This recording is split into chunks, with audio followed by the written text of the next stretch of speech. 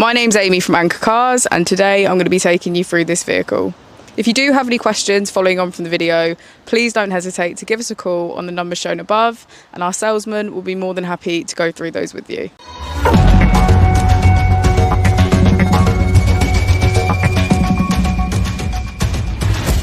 This is the 2019 MG ZS. This vehicle has done just over 35,000 miles. It has an automatic transmission and a fully electric motor.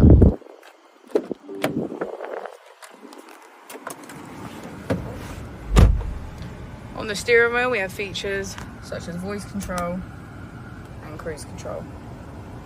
We also have automatic headlights and a keyless ignition.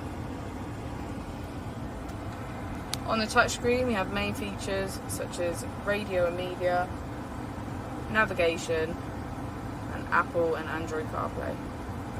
We click the car icon and go into comfort and convenience. We have advanced features such as follow me home and find my car. Put the vehicle into reverse, we can see that it comes with a parking camera with parking sensors. Just below the screen we have our AC as well as heated seats on either side. The ZS also comes with 3 different driving modes. So we have Eco, Normal and Sport.